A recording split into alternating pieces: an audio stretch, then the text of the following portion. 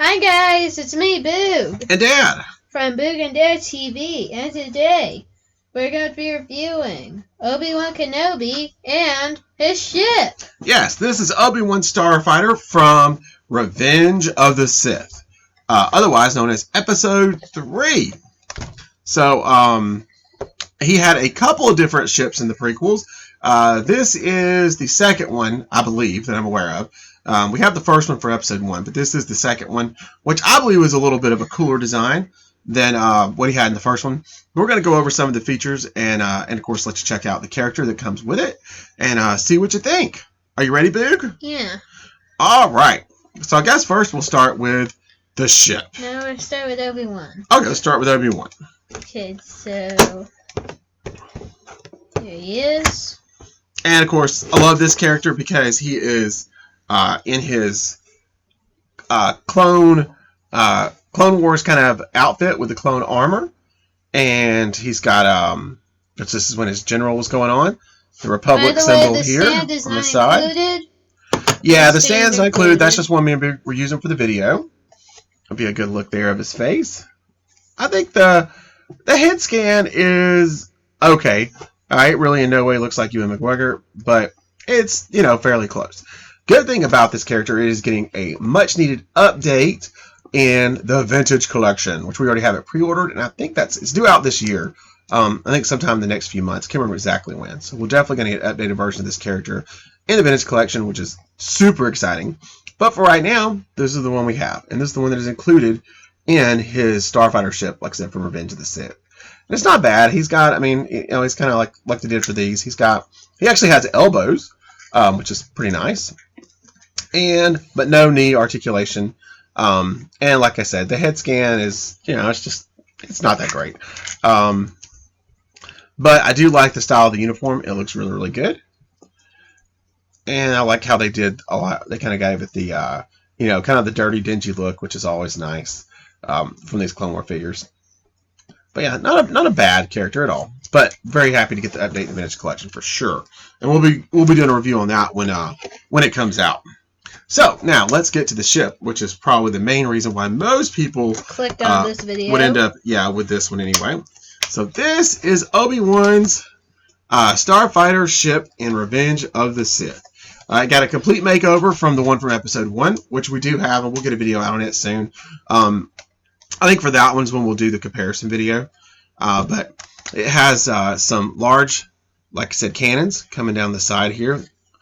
These don't fire, but of course in the movie they would. And actually, we just got this in the mail just a couple of minutes ago. Yeah, this is one we ended up ordering off of eBay. They're not very expensive. I think we got it for about $25, which is not bad. Like I said, and it comes with Obi-Wan, the droid, and well, it's kind of a partial droid, not the full droid. Not sure quite why they did that, because if you look down in here, you can see that it looks like there's enough space to probably put, a full-size R2 droid in there. But for some reason, they made it like this, which I guess is okay. On the original ship, only thing that poked out was its head, and it was built in. So I guess that's a little better of a feature. And then here on the side, we've got some more laser guns. And if we turn it upside down, I was trying to see if these come out. Okay, this one does. So that one fires. These two on the side must fire. Alright, so sticking back in there. Yeah, so those two are removable. And then, as you come on back here, of course, the cockpit. And is this complete, Dad? Here's the top side. This is 100% complete, yes. Our one from Anakin is not. It is missing a couple pieces, but this one is 100%. One thing I have to say, Dad, please do not knock out Obi-Wan Kenobi.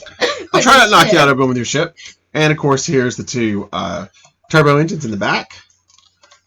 And I just love the design of the ship. It is just really, really cool to me for some reason. I'll tell you exactly why. I just think it's a really awesome design and a huge, huge upgrade over the design for Episode 1. And, of course, Anakin's ship like this is yellow and gray, but it matches it. It is almost identical. Now, you have a little button back here on the back, and once you press it down, it'll give you the cool little flight mode wings like that. Almost kind of like a TIE Fighter style in a way. Yeah. Just super cool. And then, of course, now you're ready to fly. Whoosh, with your R2 droid. Well, with no driver, this so side. this is what's gonna happen. So we have no driver. Oh no! We don't have autopilot on this model. I don't think so. So there's a good look at it from the side there, with the flight wings up, and from the bottom. Not a whole lot going on the bottom of this one. Kind of plain, but that's okay. They did most of their detailing on the top, and as you can see here, you've got the you've kind of got just the battle damage here on the top, the wear and tear all across the top of the ship, and like I said on the bottom, Obi-Wan seems to keep his ship pretty clean. But while we're down here, I'm going to close these back up just so I don't accidentally damage them. But up here or on the bottom, we've got 2 pieces of landing gear, and then of course this one back here is permanent. So you pull those out, and you come down here, and he's ready for a nice even landing. Very, very awesome. All right, so now let's go over the cockpit. And there's some pretty good detail. Hatch opens up, and then we're looking here. He's got a nice, so I can adjust our light a little bit better there to give you a view in. Nice gold seat in there for Obi-Wan, and it's got a pretty good amount of details for inside the cockpit. Probably hard for you guys to see, but there is some details in there. Probably a little bit more heavier on the details on the inside of this one than on a lot of the ships from this era. And of course, this come out in about 2004 or 2005. So I mean, you're looking at a good solid 15-year-old ship.